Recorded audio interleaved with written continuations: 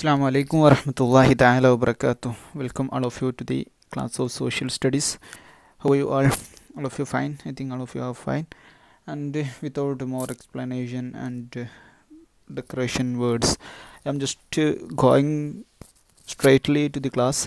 So we were discussing the chapter the British Raj and the freedom struggle, and we have discussed in previous class about the Gandhian phase, and from today onwards we are just moving through the struggles which are related with freedom. Okay, so today firstly we are going to study the page number 198, Rowlatt Act and Jallianwala Bagh massacre. ഇപ്പോൾ റൗലത്ത് act എന്ന് പറഞ്ഞാൽ ഒരു ബ്രിട്ടീഷുകാരുടെ ഒരു നിയമമായിരുന്നു. അതെന്താണെന്ന് ചോദിച്ചാൽ British ഗവൺമെൻറ്റിനെതിരെ ആരെങ്കിലും ശബ്ദിക്കുകയോ അല്ലെങ്കിൽ അതിനെതിരെ ആരെങ്കിലും തിരിയുകയോ പ്രതിഷേധിക്കുകയോ ഒക്കെ ചെയ്താൽ അവരെ ഒരു ചാർജും കൂടാതെ തന്നെ അവരെ അറസ്റ്റ് ചെയ്യാം. ഒരു കേസിൻ്റെയും വകയില്ലാതെ നേരെ അവരെ അറസ്റ്റ് ചെയ്യാമെന്നുള്ളൊരു ആക്ട് ഉണ്ടായിരുന്നു. അതിനെയാണ് റൗലത്ത് ആക്ട്, അതുപോലെ ബ്ലാക്ക് ആക്ട് എന്ന് പറയാം കേട്ടോ. അതുപോലെ അതാണ് റൗലത്ത് ആക്ട് എന്ന് പറഞ്ഞാൽ. പിന്നെ 1919 ഏപ്രിൽ 13 ഒരു വലിയ പൊതുജന പ്രതിഷേധം അവിടെ ജാലിയൻവാലാബാഗിൽ വെച്ച് നടന്നിരുന്നു, അമൃത്സറിൽ. അവിടെ 10,000-ഓളം ആളുകൾ അറ്റൻഡ് ചെയ്തിരുന്നു, കുട്ടികളും അതുപോലെ വലിയ ആളുകളൊക്കെ കൂട്ടി 10,000 ആളുകളുണ്ടായിരുന്നു. അങ്ങനെ അതിൻ്റെ ഇടയിലേക്ക് ബ്രിട്ടീഷുകാർ കയറി വെടിവെച്ച് 1000-ഓളം ആളുകളെ വധിക്കുകയാണ് ഉണ്ടായത്. അതിനാണ് ജാലിയൻവാലാബാഗ് കൂട്ടക്കൊല എന്ന് പറയുന്നത്. ജാലിയൻവാലാബാഗ് മസാക്കർ എന്ന് പറഞ്ഞാൽ കൂട്ടക്കൊല എന്നാണ് അർത്ഥം. So the Rowlatt Act was passed in 1919. 1919 Rowlatt Act പാസ്സാക്കിയത്. അണ്ടർ ദിസ് ആക്ട്, ഈ ആക്ടിന് കീഴിൽ, നിയമത്തിന് കീഴിൽ, the government had the power to arrest people. ഗവൺമെൻറ്റിന് ജനങ്ങളെ അറസ്റ്റ് ചെയ്യാൻ പറ്റും, അങ്ങനത്തെ ജനങ്ങളെ, and keep them in prison without any trial. ഒരു ട്രയലും കൂടാതെ, ഒരു ജാമ്യം ഇല്ലാതെ അവരെ ജയിലിലടക്കാൻ പറ്റും. എങ്ങനത്തെ ആളുകളെ ജയിലിലടക്കുക? ഇഫ് ദ പ്രൊട്ടസ്റ്റഡ് അഗെയിൻസ്റ്റ് ഗവൺമെൻറ്റിനെതിരെ അവർ പ്രതിഷേധിച്ചാൽ അവരെ ജാമ്യമൊന്നുമില്ലാതെ ജയിലിലടക്കാൻ പറ്റും. The Indians called it black act. ഇന്ത്യക്കാർ ഇതിനെ ബ്ലാക്ക് ആക്ട് എന്നായിരുന്നു വിളിച്ചിരുന്നത്. ഓക്കെ, കറുത്ത നിയമം എന്നായിരുന്നു ഇതിനെ വിളിച്ചിരുന്നത്. Next, a peaceful public protest meeting was held on 13 April 1990. 1919 April 13 ഒരു സമാധാനപരമായിട്ടുള്ളൊരു പൊതു പ്രതിഷേധം അവിടെ നടന്നിരുന്നു. ജാലിയൻവാലാബാഗ് ഇൻ അമൃത്സറിലെ ജാലിയൻവാലാബാഗിലാണ് ഈ ഒരു പൊതു പ്രതിഷേധം നടന്നത്. It was attended by about 10,000 men, women and children. 10,000-ഓളം ആളുകൾ, കുട്ടികൾ, സ്ത്രീകളൊക്കെ അവിടെ പങ്കെടുത്തിരുന്നു. General Dyer and his troops entered the park. അങ്ങനെ ബ്രിട്ടീഷുകാരനായിട്ടുള്ള ജനറൽ ഡയറും അതുപോലെ അദ്ദേഹത്തിൻ്റെ സൈന്യവും ആ പാർക്കിലേക്ക് കയറി. ക്ലോസ്ഡ് ദി ഓൺലി എൻട്രൻസ്, ആകെ ഉണ്ടായിരുന്ന ഒരു പുറത്തേക്കുള്ള കവാടം അവർ ക്ലോസ് ചെയ്തു. And fired at the gathering without any warning. അവിടെ ഉണ്ടായിരുന്ന ജനങ്ങൾക്കെതിരെ അവർ എന്ത് ചെയ്തു? ഒരു വാർണിങ്ങും ഒരു മുന്നറിയിപ്പും നൽകാതെ അവർ വെടിയുതിർത്തു എന്നാണ് പറഞ്ഞത്. So next page, the firing lasted 10 minutes, killing over 1,000 people. This incident shocked the entire country. അപ്പോൾ ഈ ഒരു വെടിവെപ്പ് 10 മിനിറ്റോളം അത് അവിടെ വെടിവെച്ച് കൊണ്ടിരുന്നു ബ്രിട്ടീഷുകാർ. അങ്ങനെ 1000-ഓളം ആളുകൾ അവർ കൊന്നു. ഈ ഒരു സംഭവത്തെ ഭയങ്കര ഷോക്കോട് കൂടിയിട്ടാണ്, ഭയങ്കര ആശ്ചര്യത്തോട് കൂടിയിട്ടാണ് അവരെന്ത് ചെയ്തത്? നമ്മുടെ ആളുകൾ, ഈ നമ്മുടെ ഇന്ത്യക്കാരതിനെ കണ്ടത്. അവർ ഭയങ്കര ഷോക്കിലായി എന്നാണ് പറഞ്ഞത് കേട്ടോ. ഓക്കെ, സോ നെക്സ്റ്റ് നമുക്ക് നോക്കാനുള്ളത് നോൺ കോപ്പറേഷൻ മൂവ്മെൻറ്റ് എന്നാണ്. നോൺ കോപ്പറേഷൻ എന്ന് പറഞ്ഞാൽ നിസ്സഹകരണം, കോപ്പറേഷൻ എന്ന് പറഞ്ഞാൽ സഹകരണം എന്നാണ്, നോൺ കോപ്പറേഷൻ എന്ന് പറഞ്ഞാൽ നിസ്സഹകരണം എന്നാണ്. മൂവ്മെൻറ്റ് എന്ന് പറഞ്ഞാൽ ചലനം, പ്രസ്ഥാനം എന്നൊക്കെ. അപ്പോൾ നിസ്സഹകരണ പ്രസ്ഥാനം എന്നാണ് എന്നതിനെക്കുറിച്ചാണ് പഠിക്കാനുള്ളത് കേട്ടോ. അപ്പോൾ ഈ ജാലിയൻവാലാബാഗ് കൂട്ടക്കൊല, ഇപ്പോൾ 1000 പേര് കൊല്ലപ്പെട്ടു എന്ന് പറഞ്ഞു. അതിന് ശേഷം ഗാന്ധിജി അതുപോലത്തെ ഇന്ത്യയുടെ നേതാക്കൾക്കൊക്കെ ഭയങ്കര ദേഷ്യമായി ബ്രിട്ടീഷുകാരോട്. അവരുടെ ഈ ഒരു പ്രവർത്തനം കൊണ്ട് അവർക്ക് ഭയങ്കര ദേഷ്യമായി. അങ്ങനെ ഗാന്ധിജി രാജ്യത്ത് ഉടനീളം സഞ്ചരിച്ച് പൊതുജനങ്ങളുടെ സപ്പോർട്ടിന് വേണ്ടി അവരുടെ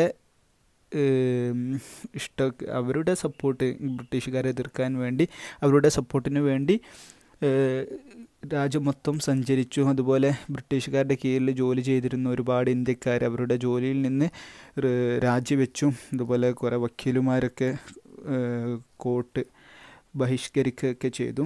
അതുപോലെ ഗവൺമെൻറ് സ്കൂളുകളിൽ നിന്ന് ഒരുപാട് കുട്ടികളൊക്കെ പുറത്തേക്ക് വന്നു. അങ്ങനെ അവിടെ ഒരുപാട് തുറന്നടിച്ചു. അതായത് ബ്രിട്ടീഷുകാരോട് ഒരു സഹകരണവും ഇനി ചെയ്യില്ല എന്ന് തന്നെ പ്രഖ്യാപിച്ചു. അതിനെയാണ് നോൺ കോപ്പറേഷൻ മൂവ്മെൻറ്റ് എന്ന് പറയട്ടോ. ബ്രിട്ടീഷുകാരുടെ ലോസ് അംഗീകരിക്കൂല, അതുപോലെ അവരുടെ കീഴിൽ ഇനി പ്രവർത്തിക്കുകയില്ല എന്ന് തുറന്ന് പരസ്യമായി പ്രഖ്യാപിച്ചു. അതിനെയാണ് എന്തെന്ന് പറയാം, നോൺ കോപ്പറേഷൻ മൂവ്മെൻറ്റ് എന്ന് പറയാം. Okay, the Jallian Walabagh incident and the British governments attitude anchored Mahatma Gandhi. ഈ ജാലിയൻ വാലാബാഗ് കൂട്ടക്കൊലയും അതുപോലെ ബ്രിട്ടീഷ് ഗവൺമെൻറ്റിൻ്റെ ആ ഒരു സ്വഭാവവും ഗാന്ധിജിയെ വല്ലാതെ ചൊടിപ്പിച്ചു, ഗാന്ധിജിയെ ദേഷ്യം പിടിപ്പിച്ചു. He launched the non cooperation movement. അദ്ദേഹം നോൺ കോപ്പറേഷൻ മൂവ്മെൻറ്റിന് തുടക്കമിട്ടു. He toured the country gathered public support. Gandhiji എന്ത് ചെയ്തു, രാജ്യത്തുടനീളം സഞ്ചരിച്ചു. അതുപോലെ പൊതുജനങ്ങളുടെ സപ്പോർട്ടിനെ ഒരുമിച്ച് കൂട്ടി സപ്പോർട്ട് ആവശ്യപ്പെട്ടു. And urged the people not to cooperate with the British. അങ്ങനെ ജനങ്ങളോട് ബ്രിട്ടീഷുകാർ ഒരിക്കലും അവരെ സഹായിക്കുകയോ അവരോട് സപ്പോർട്ട് ചെയ്യുകയോ ചെയ്യരുത് എന്ന് ഗാന്ധിജി പ്രസ്താവിച്ചു. Many Indians working the British government resigned. British ഗവൺമെൻറ്റിൽ വർക്ക് ചെയ്തിരുന്ന ഒരുപാട് ഇന്ത്യക്കാർ ജോലിയിൽ നിന്ന് രാജിവെച്ചു. Lawyers boycotted court. വക്കീലുമാർ കോടതിയെ ബഹിഷ്കരിച്ചു. ബോയ്ക്കോട്ട് എന്ന് പറഞ്ഞാൽ ബഹിഷ്കരിക്കുക. അത് children were withdrawn from government schools. കുട്ടികളൊക്കെ ഗവൺമെൻറ് സ്കൂളിൽ നിന്ന് പിൻവലിക്കപ്പെട്ടു. Okay, the people broke unjust laws that were made by the British and also refused to pay taxes that were imposed on them. അപ്പോൾ ജനങ്ങൾ എന്ത് ചെയ്തു, ബ്രിട്ടീഷുകാർ പുറപ്പെടുവിച്ചിരുന്ന അനീതിപരമായിട്ടുള്ള നിയമത്തിനെതിരെ പ്രക്ഷോഭത്തിലിറങ്ങി. അതുപോലെ refused to pay ടാക്സുകൾ അടക്കാൻ അവരെ നിരസിച്ചു. ദാറ്റ് വെർ ഇമ്പോസ്ഡ് ഓൺ, അവരുടെ മേൽ ചുമത്തി അവർക്ക് കൊടുക്കേണ്ടിയിരുന്ന ടാക്സുകളൊക്കെ അടക്കുന്നതിൽ നിന്ന് അവർ വിട്ടുനിന്നു. Okay, one important programme of the movement was promotion of khadi. ഈ ഒരു നിസ്സഹകരണ പ്രസ്ഥാനത്തിൻ്റെ ഒരു വലിയ പദ്ധതി എന്തായിരുന്നു എന്ന് വെച്ചാൽ ഖാദിയെ പ്രൊമോട്ട് ചെയ്യുക, അതായത് ഖാദിയെ പ്രേരിപ്പിക്കുക, ഖാദി എടുക്കാൻ വേണ്ടി പ്രേരിപ്പിക്കുക. അതുപോലെ the charkha and Indian handloom regained their glory എന്ന് പറഞ്ഞാൽ, ചർഖ എന്ന് പറഞ്ഞാൽ നമ്മുടെ ഡ്രസ്സ് ഉണ്ടാക്കുന്ന ഗാന്ധിജിയൊക്കെ ഇങ്ങനെ തിരിക്കുന്നൊരു ഫോട്ടോ എല്ലാവരും കണ്ടിട്ടുണ്ടാകും. അതെയാണ് ചർഖ എന്ന് പറയട്ടോ. അപ്പോൾ അതുപോലെ ഇന്ത്യൻ കൈത്തറി, ഹാൻഡ്ലൂം എന്ന് പറഞ്ഞാൽ കൈത്തറി, കൈകൊണ്ട് തുന്നുണ്ടാക്കുന്ന വസ്ത്രങ്ങളൊക്കെ റീഗെയിൻഡ്, അതിൻ്റെ പണ്ടത്തെ അവസ്ഥയിലേക്ക് തിരിച്ചു വന്നു. അതായത് ബ്രിട്ടീഷുകാരുടെ വസ്ത്രങ്ങൾ, അവരുടെ ഡ്രസ്സുകളൊക്കെ ഒഴിവാക്കി ഇന്ത്യക്കാർ സ്വന്തമായിട്ട് കൈത്തറികളൊക്കെ ഉണ്ടാക്കാൻ തുടങ്ങി എന്നർത്ഥം. ഖാദി എന്ന് പറഞ്ഞാൽ ഒരു ഐറ്റം ഡ്രസ്സാണ് കേട്ടോ, ഒരു ഐറ്റം ശീലയാണ് khadi. Okay, so in 1922 the non-cooperation movement at Chowri Chowra in Uttar Pradesh turned violent when a mob set a police station on fire. അങ്ങനെ 1922 ഈ നിസ്സഹകരണ പ്രസ്ഥാനം എന്തായി, ഉത്തർപ്രദേശിലെ ചൗറിയിലുള്ള ഒരു പോലീസ് സ്റ്റേഷനെ കത്തിച്ചു. അങ്ങനെ 22 policemen were killed in this incident. 22 പേര് ഈ ഒരു സംഭവത്തിൽ, പോലീസുകാർ ഈ ഒരു സംഭവത്തിൽ കൊല്ലപ്പെട്ടു. Disillusioned Gandhiji called off the movement. അങ്ങനെ ഇതിൽ നിന്ന് നിരാശനായി ഇങ്ങനെ പോലീസ് സ്റ്റേഷൻ കത്തിച്ച് 22 പോലീസുമാർ മരിച്ച സംഭവത്തിൽ നിരാശനായിട്ട് ഗാന്ധിജി എന്ത് ചെയ്തു, ഈ ഒരു മൂവ്മെൻറ്റിനെ നിർത്തിവെച്ചു. ഡിസൊല്യൂഷൻഡ് എന്ന് പറഞ്ഞാൽ നിരാശനായ, ഗാന്ധിജി കാൾഡ് ഓഫ് എന്ന് പറഞ്ഞാൽ നിർത്തിവെക്കുക. ഈ ഒരു മൂവ്മെൻറ്റിനെ, ഈ ഒരു പ്രക്ഷോഭത്തെ അദ്ദേഹം നിർത്താൻ വേണ്ടി ആജ്ഞാപിച്ചു എന്നാണ് പറഞ്ഞത് കേട്ടോ. Okay, so next the Simon കമ്മീഷനാണ് പഠിക്കാനുള്ളത്. സിമോൺ കമ്മീഷൻ എന്താണ്, സിമോൺ കമ്മീഷൻ എന്നാണ് പഠിക്കാനുള്ളത്. അപ്പോൾ ഈ ഒരു സംഭവത്തിന് ശേഷം ബ്രിട്ടീഷുകാർ ഇന്ത്യയിൽ ഒരുപാട് മാറ്റങ്ങൾ കൊണ്ടുവരാൻ വേണ്ടി ആഗ്രഹിക്കുകയും അതിന് വേണ്ടിയിട്ടുള്ള ഒരുപാട് പദ്ധതികളൊക്കെ നടപ്പിലാക്കി. അങ്ങനെ ബ്രിട്ടീഷുകാർ കമ്മീഷണറായിട്ടുള്ള സർ സിമോണിനെ ഇവിടുത്തെ അവസ്ഥകളൊക്കെ കുറിച്ച് പഠിക്കാൻ വേണ്ടിയിട്ട് നിയമിച്ചു. അങ്ങനെ സിമോൺ കമ്മീഷന് കീഴിലുള്ള ആളുകളൊക്കെ ഇന്ത്യയിലേക്ക് വരാൻ വേണ്ടി ഇന്ത്യൻ ലീഡേഴ്സൊക്കെ ഈ ഒരു കമ്മീഷനെ ബഹിഷ്കരിക്കാൻ, അവരോട് സഹകരിക്കില്ല എന്ന് തന്നെ ഉത്തരവിട്ടു. അവരെ ഒരിക്കലും സഹകരിക്കരുത് എന്ന് പ്രഖ്യാപിക്കുകയും അങ്ങനെ ഇന്ത്യയിലേക്ക് അവർ എത്തിയപ്പോൾ അവർ കരിങ്കൊടി കാണിച്ച് അവരെ സിമോൺ ഗോ ബാക്ക്, സിമോൺ തിരിച്ചു പോകുക എന്നുള്ള മുദ്രാവാക്യമൊക്കെ വിളിച്ച് അവരെ എതിർത്തു എന്നാണ് പറയാനുള്ളത് കേട്ടോ. Okay, so the British wanted to make some changes in the way India was governed. ഇന്ത്യക്കാരെ ഭരിക്കുന്ന രീതിയിൽ ചെറിയൊരു മാറ്റമൊക്കെ കൊണ്ടുവരാൻ വേണ്ടി അവർ ആഗ്രഹിച്ചു. The British appointed a commission under sir Simon to study the situation. ഇവിടുത്തെ അവസ്ഥകളൊക്കെ പഠിക്കാൻ വേണ്ടിയിട്ട് ഒരു കമ്മീഷനെ, ഒരു ടീമിനെ അവർ നിയമിച്ചു. അതിൻ്റെ തലപ്പത്തുണ്ടായിരുന്നത് സിമോൺ ആയിരുന്നു. അദ്ദേഹത്തിൻ്റെ കീഴിലുള്ള ഒരു കമ്മീഷനായിരുന്നു. All members of the Simon Commission were ബ്രിട്ടീഷുകാരായിരുന്നു. ഈ കമ്മീഷന് കീഴിലുണ്ടായിരുന്ന എല്ലാ ആളുകളും ബ്രിട്ടീഷുകാരായിരുന്നു. അത് തന്നെ this angered the Indian leaders who decided to boycott the commission. അങ്ങനെ എല്ലാവരും ബ്രിട്ടീഷുകാരായതുകൊണ്ട് ഇന്ത്യൻ നേതാക്കൾക്ക് ദേഷ്യപ്പെട്ടു. അങ്ങനെ ഈ കമ്മീഷനെ അവർ ബഹിഷ്കരിക്കാൻ വേണ്ടി തീരുമാനിച്ചു. When the commission arrived in India on 3rd February 1922, 1928 ഫെബ്രുവരി 3-ന് ഈ ടീം, ഈ കമ്മീഷന് ഇന്ത്യയിലേക്ക് എത്തിയപ്പോൾ it was met with a sea of black flags and 1,000 shouted Simon go back.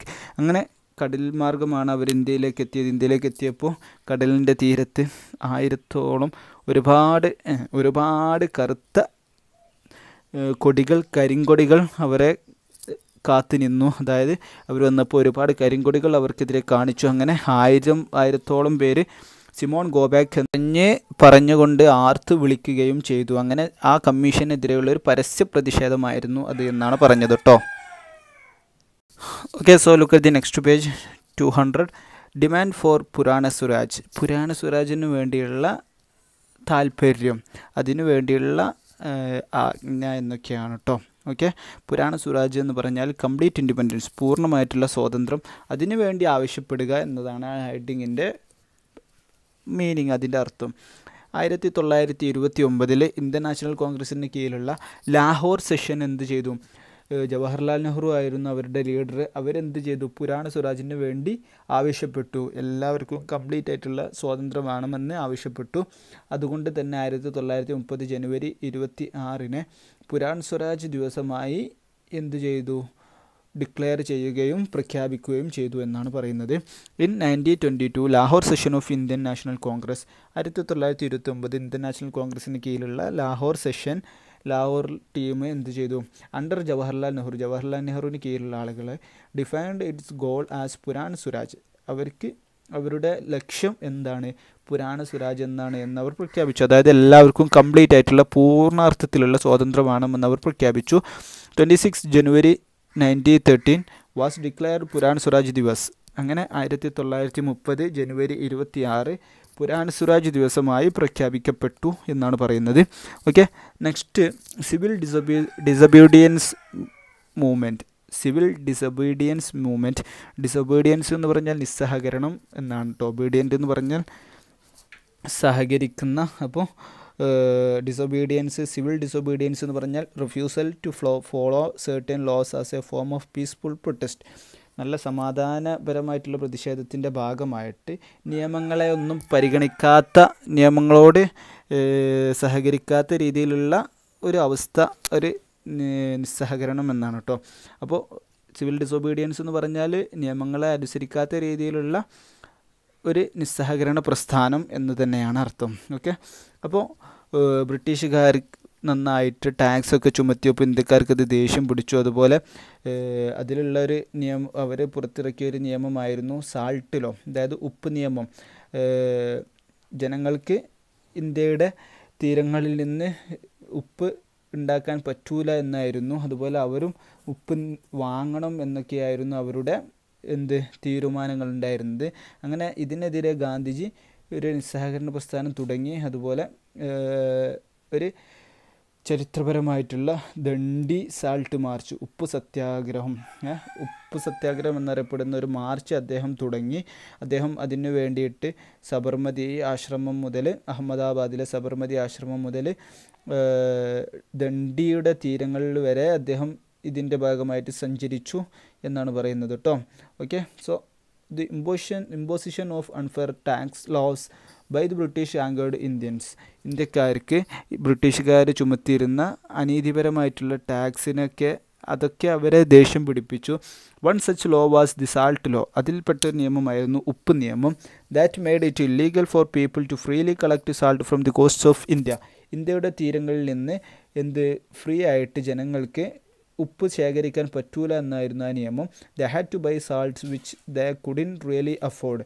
അവർക്ക് എന്ത് ചെയ്യണം, അവരും ആ ഉപ്പ് വാങ്ങണം, പൈസ കൊടുത്ത് വാങ്ങണം എന്നായിരുന്നു. പൈസ കൊടുത്ത് വാങ്ങണം, പൈസ ആണെങ്കിലും അവർക്കറ്റ് ലഭിക്കുകയുമില്ലായിരുന്നു എന്നാണ് പറയുന്നത്. To protest against this Gandhiji started the civil disobedient movement. ഈ ഒരു നിയമത്തിനെതിരെ പോരാടാൻ വേണ്ടിയിട്ട് ഗാന്ധിജി ഒരു നിസ്സഹകരണ പ്രസ്ഥാനം തുടങ്ങി. On 12 March 1913 Gandhiji inaugurated the civil disobedient movement by conducting the historic Dandi salt march and breaking the salt law imposed by the British government. അങ്ങനെ ഈ ഒരു നിയമത്തിനെ ഇല്ലാതാക്കാൻ വേണ്ടിയിട്ട് ഈ ഒരു നിസ്സഹകരണ പ്രസ്ഥാനത്തിന് തുടക്കം കുറിച്ചു. അതിൻ്റെ ഉദ്ഘാടനം എന്ന രീതിയിൽ അദ്ദേഹം എന്ത് ചെയ്തു, ഒരു ചരിത്രപരമായിട്ടുള്ള ഒരു ദണ്ഡി യാത്ര തുടങ്ങി, ഉപ്പ് സത്യാഗ്രഹം തുടങ്ങി എന്നാണ് പറയുന്നത് കേട്ടോ. അങ്ങനെ ജനങ്ങൾ, ഈ ഗവൺമെൻറ് ഈ പൊതുജനങ്ങളുടെ മേലെ ചുമത്തിയിട്ടുള്ള ഈ ഒരു നിയമം ഇല്ലാതാക്കാൻ വേണ്ടിയിട്ട് അദ്ദേഹം ഉപ്പ് സത്യാഗ്രഹം തുടങ്ങി എന്നാണ് പറയുന്നത്. He and his followers marched from Sabarmati Ashram in Ahmedabad to Dandi. അങ്ങനെ അഹമ്മദാബാദിലെ സബർമതി ആശ്രമം മുതൽ അദ്ദേഹം യാത്ര ചെയ്തു. അദ്ദേഹത്തിൻ്റെ കൂട്ടാളികളും യാത്ര ചെയ്തു. And manually made salt on the shores of Dandi. അങ്ങനെ ദണ്ഡിയിൽ അദ്ദേഹം അവിടെ ചെന്നിട്ട് അവിടെ വരെ യാത്ര ചെയ്ത് അവിടെ പോയി സ്വന്തമായിട്ട് അവരൊക്കെ ഉപ്പ് ഉണ്ടാക്കുകയും ചെയ്തു എന്നാണ് പറയുന്നത് കേട്ടോ. Okay. The civil disobedient movement also involved identifying shops that sold foreign goods and not allowing them to do business, making bonfires of British cloth and refusing to pay taxes. അങ്ങനെ ഈ ഒരു നിസ്സഹകരണ പ്രസ്ഥാനത്തിൻ്റെ കീഴിൽ അവിടെ ഉണ്ടായിരുന്ന കടകൾ, അതായത് ബ്രിട്ടീഷുകാരുടെ സാധനങ്ങൾ വിറ്റിരുന്ന അല്ലെങ്കിൽ അവർക്ക് കച്ചവടം ചെയ്തിരുന്ന കടകളൊക്കെ ഒഴിപ്പിച്ചു. അതുപോലെ ബ്രിട്ടീഷുകാരുടെ വസ്ത്രങ്ങൾ ഒക്കെ കത്തി നശിപ്പിച്ചു. ക്കുന്നതിനൊക്കെ അങ്ങനെ അവർ ടാക്സ് ഒക്കെ കൊടുക്കൂല എന്നൊക്കെ പറഞ്ഞു. ഓക്കെ. ഷോപ്പുകൾ ഫോറിൻ ഗുഡ്സുകളെ വിറ്റിരുന്ന, അതായത് വിദേശ സാധനങ്ങളൊക്കെ വിറ്റിരുന്ന ഷോപ്പുകളൊക്കെ അവർ കണ്ടുപിടിച്ചു. And not allowing them to do business. അങ്ങനെ ചെയ്യരുത് എന്ന് അവരോട് ആജ്ഞാപിച്ചു. Making bonfires of British cloth. ബ്രിട്ടീഷുകാരുടെ വസ്ത്രങ്ങളെയൊക്കെ കത്തി നശിപ്പിച്ചു. ആൻഡ് റിഫ്യൂസിങ് ടു പേ ടാക്സുകളൊക്കെ അവർ നിഷേധിച്ചു എന്നാണ് പറയുന്നത് കേട്ടോ. So today our class is over here and we have discussed civil disobedience movement, നിസ്സഹകരണ പ്രസ്ഥാനം, അതുപോലെ പുരാണ സ്വരാജിന് വേണ്ടിയുള്ള ഡിമാൻഡ്, അതുപോലെ സിമോൺ കമ്മീഷനെ കുറിച്ച് പഠിച്ചു, നിസ്സഹകരണ പ്രസ്ഥാനത്തെക്കുറിച്ച് വീണ്ടും, പിന്നെ റൗളത്ത് ആക്ട്, അതുപോലെ ജാലിയൻ വാലാബാഗ് മസാക്കർ, കൂട്ടക്കൊല, അതൊക്കെ പഠിച്ചു അല്ലേ. So I think all of you have got the points and you must to read the textbook and you have to be ready to participate in the interaction section which will start on 3:30. Okay, so see you in the next class. Assalamu alaikum warahmatullahi ta'ala wabarakatuh.